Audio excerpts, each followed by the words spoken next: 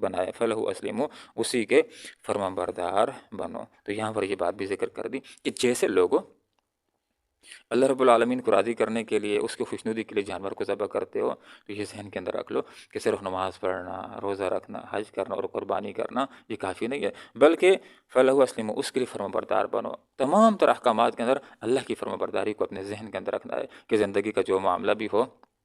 تو سوال کر لیا کرو کہ جائز ہے یا ناجائز ہے۔ ناجائز ہے تو چھوڑ دینا، بندگی ہو جائے گی، اللہ کی فرما برداری ہو جائے گی۔ جائز ہو تو پھر اس کے اندر دیکھنا ہے کہ اسلام کا طریقہ کیا ہے، تو اسلام کے طریقے کے مطابق کر لو، کہ رسول کے طریقے کے مطابق کر لو، کہ تو اجر ہو جائے گا، ثواب ہو جائے گا۔ جیسے جانور کو ذبح کرنے کا معاملہ ہے، تو اگر اس کو بتوں کی خوشنودی کے لیے ذبح کیا جائے گا تو یہ جرم ہو جائے گا، یہ شرک ہو جائے گا، لیکن اللہ کو راضی کرنے کے لیے اللہ کے نام کے اوپر بسم اللہ اللہ کو پڑھ کر کے ذبح کیا جائے گا، تو یہ آپ صلی اللہ علیہ وسلم کا طریقہ ہے۔ آپ صلی اللہ علیہ وسلم، حدیث کا مفہوم ہے کہ 10 سال تک مدینہ کے اندر رہے اور ہر سال آپ صلی اللہ علیہ وسلم قربانی کیا کرتے تھے۔ تو صرف حجاج کے ساتھ قربانی کا تعلق نہیں ہے کہ وہ لوگ کہ جو حج کران کرتے ہیں یا تمتع کرتے ہیں، قربانی صرف ان کے اوپر واجب ہوتی ہے، ایسی بات نہیں۔ جو اپنے وطن کے اندر ہیں، جو اپنے علاقے کے اندر ہیں، عید قربان کا موقع آ جائے اور یہ صاحب نصاب ہوں تو قربانی کرنا ان کے اوپر واجب ہوتا ہے۔ جس کے اوپر واجب نہیں ہے وہ بھی اگر قربانی کرے گا اس کو بھی اجر ملے گا، اس کو بھی ثواب ملے گا، اس کے گوشت میں سے خود بھی کھا سکتا ہے اور لوگوں کو بھی کھلا سکتا ہے۔ جو اور لوگوں کو کھلائے گا وہ غریب ہوں، صدقے کا ثواب ملے گا۔ جن اور لوگوں کو کھلائے گا وہ مالدار ہوں، جس کو تحفے اور ہدیے کا اجر اور ثواب ملے گا۔ تو یہاں پر یہ ذکر کر دی بات فَلَهُ أَسْلِمُوا، اسی کے فرما بردار بنو۔ زندگی کے ہر معاملے کے اندر جس طرح عید قربان کے موقع کے اوپر جانور کے گلے کے اوپر چھری پھیر کر کے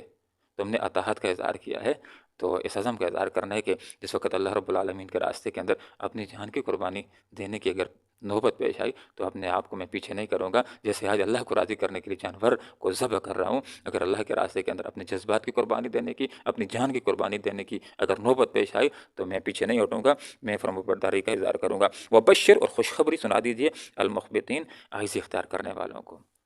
جو اللہ رب العالمین کے سامنے۔ دیکھیں عاجزی کیا ہے، اللہ نے ایک حکم دیا، مان لیا، تو اس نے عاجزی اختیار کی ہوئی ہے۔ لیکن اللہ نے حکم دیا ہے اور مانتا نہیں، تو گویا کہ یہ اپنے آپ کو اللہ کے حکم سے بڑا سمجھتا ہے،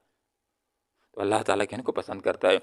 ان لوگوں کو المخبتین، جو بس جو حکم اللہ کا ہے بس۔ حضرت عمر رضی اللہ عنہ کی یہ صفت تھی کہ جب کوئی بات ہوتی تھی، کوئی آدمی کہتا تھا تو اللہ کا حکم ہے بس، جب اللہ کا حکم ہے تو پھر اس کے بعد دوسری کوئی بات، اسی کو تسلیم کر، اسی کو ماننا، اسی کے آگے اپنے سر کو جھکا دینا، اسی کو اپنا قانون سمجھ لینا، اور جو اپنی آرائیں بالکل ان کو چھوڑ دینا۔ تو یہاں پر فرمایا کہ وبشر، خوشخبری سنا دیجیے اچھی زندگی کی، بہترین زندگی کی، اللہ کی رضا کی، آخرت کے اندر جنت کی، کن کو؟ المخبتین، جو اکڑنے والے نہیں ہیں، جو ابو جہلوں کی طرح، ابو لہبوں کی طرح نہیں، مقابلے کے اندر آنے والے نہیں، اکڑنے والے نہیں، انا ربکم الاعلیٰ کے دعوے کرنے والے نہیں، جو اللہ کے حکم کے سامنے عاجزی کرنے، میرا رب اللہ، اللہ بڑا ہے، میں چھوٹا ہوں،